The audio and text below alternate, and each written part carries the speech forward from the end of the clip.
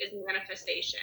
And I believe that when you are truly focused on something and you want something so bad, that it happens for you. But I think that it's counterintuitive because I think that you have these subconscious thoughts that, like it's never going to happen for me. So even if you're like, oh, I hope this happens, I want this to happen, it's almost like backfired because internally you're kind of like, you're saying nasty things to yourself on the side, like, oh, I'm never going to find a man, it's never going to be good enough. And we would like, that's why self-talk is so important. So all of your thoughts, all of your energy, everything that you're ever thinking needs to be like, it's going to happen. I'm going to find him. He's coming my way. And you're going to talk him into existence. Like positivity. Yeah. Yeah. I mean, the more, and I feel like maybe that resonates with you in some way. And I feel like when I say you get what you want, you're like, no, that doesn't happen. But then when you really think about it, there are some things that you really wanted and you've set your mind to and you've like got them. And then there have been other times where you're like, that you've kind of like second guessed yourself. You're like, okay, I'm going to do it. But then, you have this like background noise of, oh, I'm not going to be able to do it. I'm not going to be able to accomplish it. It's the time to clearly focused and like devoted towards something. And there's no other, negative talk. And it happens for you. And the universe is going to pay attention to that. Like, it is a true, like it's actually happening for you, and you need to recognize its power. The next card that I drew for you was the moon, and I drew it in the reverse. And so this is all about kind of inconsistency and instability. So this tells me once again that you feel very just at odds with not having somebody else in your life. You don't like not having that constant. And like, I think moreover than anything else is you want to feel stable and you want to feel comforted and you want to know beyond a reasonable doubt there's somebody in your corner who is going to be in your corner no matter what. And they love you just unconditionally.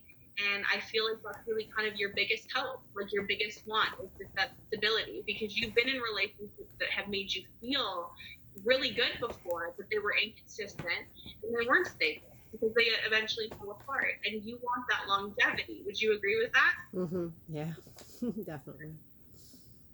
Men, right? And then the final card that I drew for you was the Seven of Cups. And I drew it in the upright position. And so, yeah, this is so excited. So this is really kind of about imagination and focusing on the positive things. And this really reaffirms what I was saying. I feel like if you manifest these things and truly, truly focus on them and truly manifest them, they're going to happen for you. I feel like this person exists. So you just have to make them exist for you. Does that make sense? Mm-hmm. Yeah. Candy, my dear, that is what I have for you. If you have questions, now is the time to ask them. But I also want to tell you that I feel insanely guilty about having this work crisis. So in the future, when I really need to read, I'm really going through a rough time. I want to give you a free private reading in the future, obviously subject to like my schedule. But when you really feel like you need another one and you really need to talk, that's my apology to you being so unprofessional about this, because I'm normally not like this, but my day job does. The government leaves no one, so I'm very sorry about that. But yeah, take me up on that offer in the future. Yeah, Okay. that's totally understandable that, you got things to do too. I get it.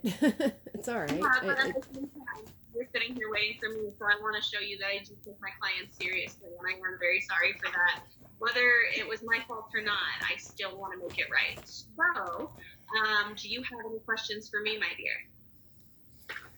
Well, the other day when you did your online one and I was on there, you did a little free reading for me, and you drew some different cards. Some just now were the same, like the first Mm-hmm. couple ones about stability and things like that, Mm-hmm. and then the other ones were different. So I'm just kind of like, I wonder why they're so different. Like, because this one here seemed to be more about like a relationship with Mm-hmm. like another, which, yeah, it's still spot on, but it's not something of a priority in my life. You know what I mean? Like, it's just weird that part you all got, but So from the free one from the other night on the online one, it was a lot different. what did we talk about on the online one? Because I do a lot of different Oh, I readings. know, I know. I don't expect you to remember me. I remember No. like when you first started, you told me I was hard to read, that you weren't Yeah. I don't know if you remember that. It was just a few nights ago, and like you basically called me a shield, like I was blocking, like you couldn't really. And I don't know that, like the first cards were similar to this one about the stability part and things like that, and then it went to that last one, the Nine of Swords, Mm-hmm. which I'm sure obviously you know what that means, and that Yeah. really resonated with something huge in my life, and Yeah. I'm just surprised that none of that came up in this one. Was it the loss of a child? Yes. Yeah. So when I first asked you at the very beginning, if you had children, there was a reason that I asked you that. But I try really hard not to. I try really hard not to go into things like that unless personally requested. So when people tell me general reads, I always try to just give what spirit wants, and um, I feel like you're not quite in a place where you're ready to hear specifically more about that. And I don't mean that in a bad way, but I mean that there are certain times that we're able to hear things, and then there are certain times that we're not. And I feel like when we're expecting to hear certain things, it's almost the time where we don't hear it. Does that make sense? And when it comes to the loss of children, that is something that is really profoundly difficult for me because I myself am grieving from a lost child. So I always make sure to tell people that if that is, and I could have led with that, and I'm very sorry. When it comes to the loss of a person, and grieving, I never want to open up that can of worms unless somebody is, verbally express that to me, because it is so personal, and I don't like to be hit with memories of my own loss without somebody, like giving me that forewarning. And if that is something that you are open to talking about, I'm more than willing to do that with you. But I have a very distinct gut instinct that that's not something that I think that you need to hear right now. But I feel like you're not in a good place for it. You might be right on that part, maybe not in a good place, but it is something I have to disagree with. It's something that I do want to hear, because that's all I ever think about. Yeah. It's kind of something that I just wanted to really hear about. I don't know. No, my God, no. I don't mean that you don't want to hear it. I mean that there is just a place that you have to be in order to hear it. I understand. And so I don't want you to think that I don't think that you're not capable, but I feel like I don't know. It's all I think about. It's like I want to know something. You know what I mean? Yeah. That's all. I don't know. No. Please don't apologize to me. No, I empathize greatly. I get the feeling that this wasn't a pregnancy, but this was like a living human being child, but like an adult child.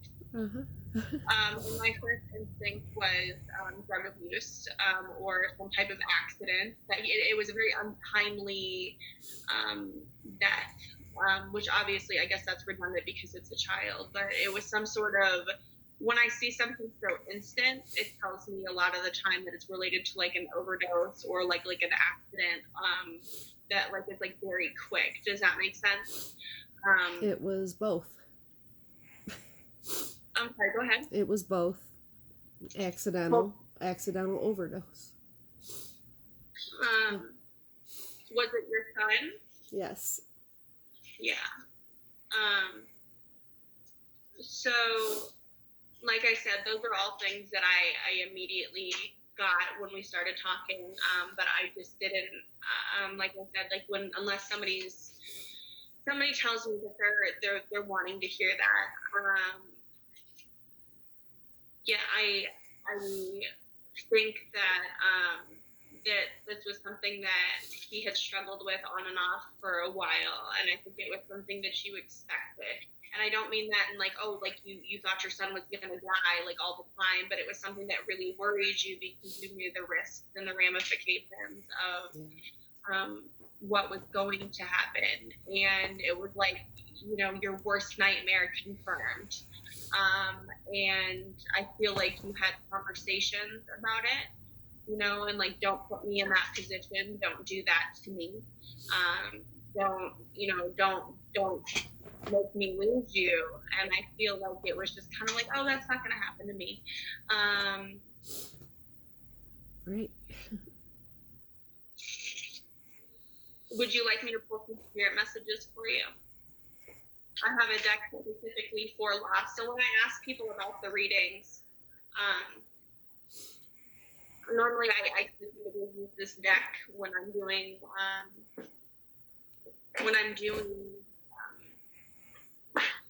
these readings, because then it kind of lets that person come through. What was your son's name? Tristan. He went by TJ. You want to know why I know that? Because I have connected with him before, and I have connected with him twice now.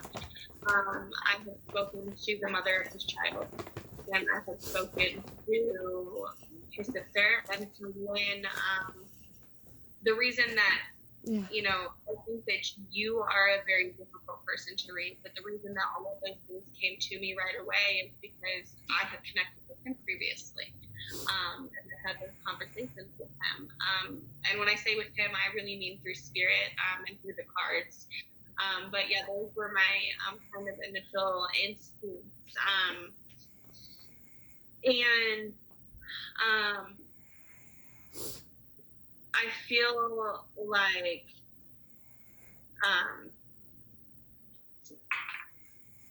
I just feel like you have not quite grieved this loss in a way that has been, I just feel like you have more grieving to do, and I feel like it's been very difficult for you to address it. It's almost like if you pretend it didn't happen when it didn't happen, but it's really hard to ignore this person's absence. And I still stand by everything I said. I still think that you are looking for a relationship and love and all of that. But yeah, definitely when I feel loneliness, I also think it's just that profound. It's weird how profound an absence can be, how present that absence can feel. And I feel like it will benefit you to go to some type of grief therapy. And I feel like you've looked into it previously, and it's just expensive and time consuming and things of that nature. But I really think that like some type of support group would be really helpful for you. I think that this loss actually is something that you're going to have in common with the person that you meet. I think that this person that you meet is also going to have a child that they have lost, and I think that that's going to be something that you two kind of have in common, which is something, when I was talking about groups earlier, I didn't want to openly address it because dead children is a very sensitive, very, very sensitive topic. So just know that I cannot imagine what it would feel like to lose somebody a lot like that you've known forever, and I would just like to extend my condolences. My mother died of a heroin overdose, and we don't know if it was intentional or not. So I recognize how hard it can be to deal with somebody who struggles with addiction. So please accept my sincerest apologies for your son's passing. Thank you. Yes. So I'm gonna pull a couple cards and see if Okay. we have any messages. Yeah. Okay. Yeah. So the first card that I drew was choices, and I drew this the other night in a general reading, or my daughter did, I should say. But I think in reference to your son, I feel like you often find that if you had made better choices, or if you had done something differently, then he would have never done that. And I feel it very confident to tell you that that is the farthest thing from the truth. What I'm hearing is that I made my own choices, and that there was nothing that you did or could have done that would have prevented him from leading to the choices that he did make. And that whatever self blame you have in reference to that needs to stop. He feels very frustrated that you would even consider that you were involved, or that there was anything that you could have influenced to make it different. The second card that I drew was intuitive nudging. And so this tells me that, and you know what's funny is I drew this with both the mother of his child and with his sister, which I assume your daughter, which tells me the same thing. So he is still with you in ways, and I feel like you know it. So the way that he communicates with you, I feel like you see him, and I feel like you hear him. And you just find little pieces of him everywhere, and just instinctually, like, you'll just know that he's there in certain moments. He's really validating that for you. That's just kind of those like little tingly feelings you get, that hair on the back of your neck, however it is that you feel him. He's really validating, saying, yeah, Mom, that's me. It's me. I'm here. You know, you're not going crazy. I'm right here. I smell the air freshener that's been in his room. I smell that in places beside where I'm not even home. I smell it out of nowhere. Just things like that. Yeah. That's how he communicates with you. And some of us receive that information differently. So sometimes people find things like little, like repetitive or those patterns. And then, you know, hearing things, but smell is really, really common too. Yeah. So the next time I drew for you was New Beginnings. And this tells me that he's really kind of, I feel like he's not moving on because of him, and you're very stuck in this place because of him. And he is really kind of pushing you and urging you to, you know, never to move on. I don't believe in moving on from things, you know, we carry that grief with us. But I think he's saying it's time for you to move on to, or kind of grow into a different chapter. And don't let this be the center place of your life anymore, which is so much easier said than done, right? But like, Mom, like, there's still some living to do. There's still some work to do.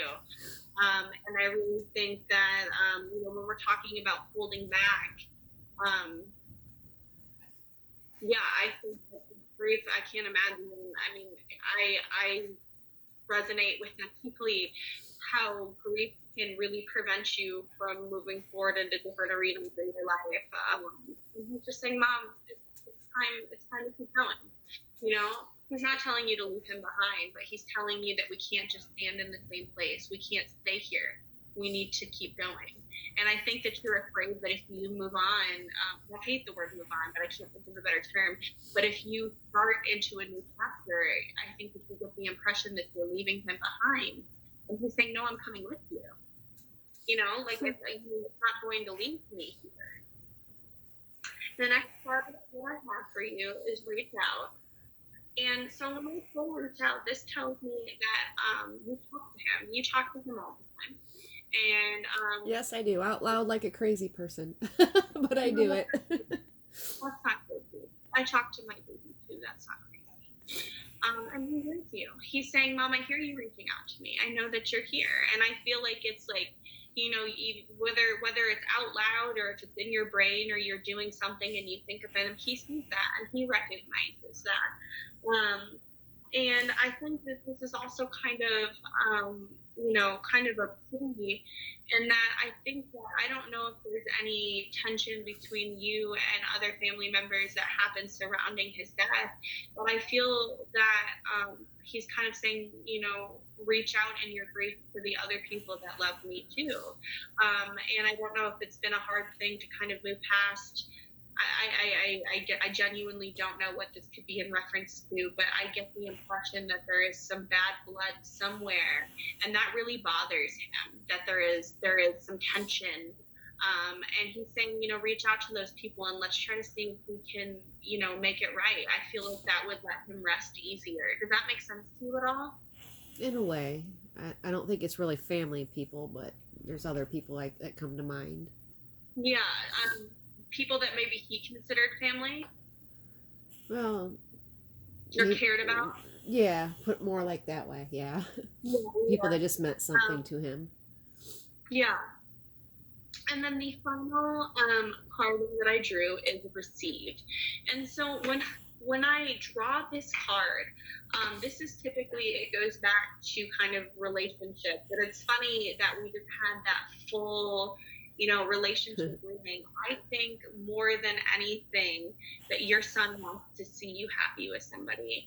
I think that he recognizes your loneliness. And so when you ask me, why am I getting like a totally different read? I feel like your son is like, Mom, meet somebody, go on a date, fall in love. And I feel like your son is really kind of influencing, like, I don't know. I feel like he's just like rooting for you, and like he just wants to see you happy. And so when I see that card received, he's like, Mom, and I don't feel like you've not had the opportunity.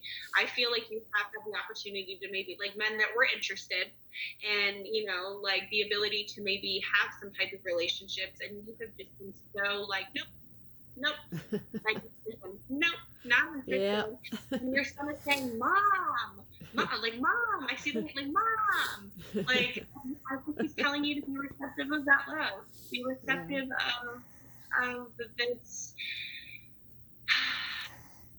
be receptive to whatever is coming to you, because you need to not ever forget this chapter of your life, and you will live in this chapter. This will be a chapter that we revisit, but that doesn't mean that we can't keep turning the page. We can flip back to this page, and we always will. But he's saying, Mom, I'm still in the book. I'm still there with you. I'm going to be on other pages. And I think that you're afraid that you're going to forget him or leave him behind if you choose to focus. If your focus isn't on him, he's going to flip away from you. And he's saying that's not true.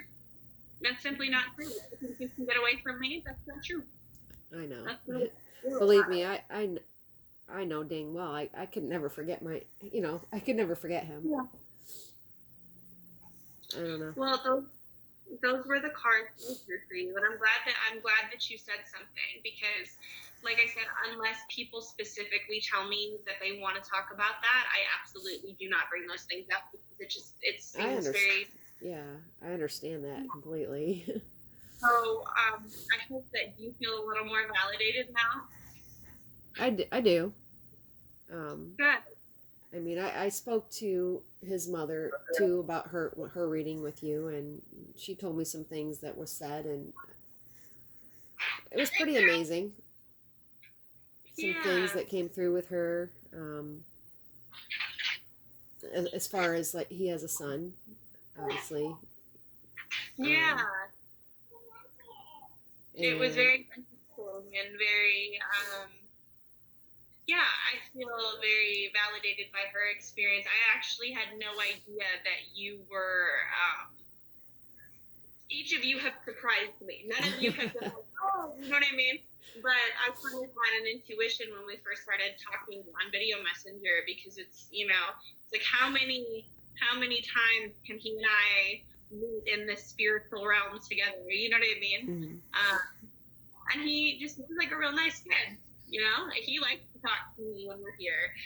And like I said, I don't see dead people, and I don't, I'm not a psychic, but I hear little whispers, and I've always considered myself to be clairaudient, and I also get really strong intuition.